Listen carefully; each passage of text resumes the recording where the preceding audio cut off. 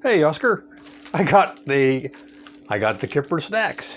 You know what? These are some of my favorite little snacks.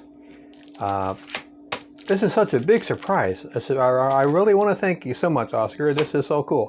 I've been going to do a review between the King Oscar sardines and the regular chicken of the sea sardines with olive oil, and to see which one is better. I already know which one's better, but I thought I would do a review on it. And you can't get any better when it comes to canned seafood than King Oscar. I think they're some of the best. They're not cheap, but they're good. You know, you pay what you get for. You get what you pay for. I'm really so surprised. This was a big surprise to me. Let me tell you, I don't have a cowbell. Let me tell you, what do I got?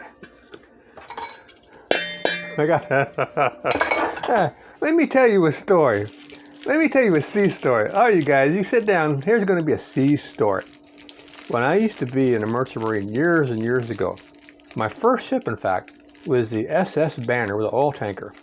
It went coastwise from the Gulf up into New England and back and forth. And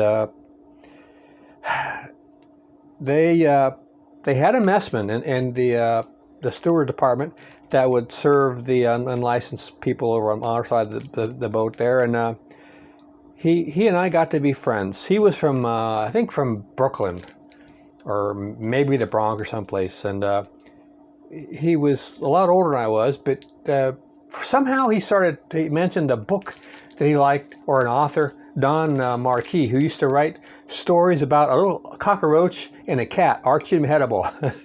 Anybody who knew about these stories had been dead a long time. This is from like the 1920s. Archie and Mehitabel were stories that the author made up. He was a newspaperman, and he wrote in his column one day that he came to work and he found that he had a story written on his typewriter by a cockroach, and the cockroach couldn't use punctuation because he wasn't able to do the shift keys. And it became very popular. This was from 1920s. But back in the 20s and 30s, Don Marquis was a very popular author. And so the guy, the messman, and I, we had things in common we talk about, and we were friends, and I would order it for breakfast every morning. I'd have kippered snacks with some eggs and boiled potatoes sliced with butter, and a big bowl of purple plums out of a can. And one day, the guy came up and told me, he said, "Hey Bob, you know what? I'm not supposed to tell you this, but you're the only one ordering the purple plums. They all have dents in them and they're rusty, and if you wouldn't eat them, the cook would throw them away."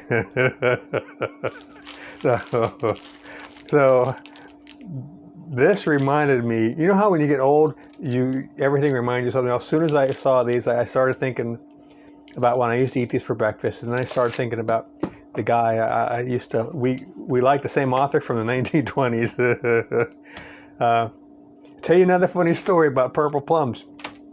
I had to get off that ship because eventually, you got to get off. You can't stay on forever. But if it was registered in Pennsylvania, Pennsylvania had extraordinarily high unemployment compensation, as opposed to like Texas and Florida, where other ships we had registered. And if you got off the ship because you were sick, you could collect unemployment. But if you just got off because you got tired or your time was up, you couldn't collect unemployment. So a lot of seamen, they had a deal where they would say they were sick, the captain would sign a paper, and you had to go to this doctor that was run by the unions or the government. I think it was a government doctor, which, it's not the best doctors in the world. But some of the guys on the ship, they told me that if you go to the doctor, they're going to ask you why, and if you can't give a good reason, they won't sign the paper. He said, what you do is you take those purple plums and you swallow one of the pits from the plums, and then if they do an x-ray, it shows like an ulcer. So I hate swallowing really big things, and it was hard for me, but I swallowed one of those purple plum pits. And I went up to the captain and told him I was getting off, I wasn't feeling good, and he knew what the deal was. He signed the paper and shook my hand, said, "How are you? All right, take care," and so on. So I left the ship, good standing, everybody was happy. I went to the clinic for the seamen, and I go in there, and I'm expecting to have a physical and test done and stuff, and he takes the paper and he asks me a couple questions and he signs it, and that's it. Didn't have to do any x-rays. I never had to swallow the stupid purple plum pit. But the kicker is, when I was counting my unemployment, I added up the days, and they count unemployment by weeks. I was working 7 days a week, so they only counted 5 days a week. So those extra 2 days I was working didn't count. So I was short like 15 days, or so many weeks I extra. So I couldn't collect a penny from Pennsylvania unemployment. That was a sad, sad day. But yeah, these bring back memories. So Oscar, thank you so much. I cooked up the rice just yesterday. They're really nice texture. They're all separate. They're not clunked. They're going to be good with, I think, with some fish. We'll try that out. I'll do a recipe on it.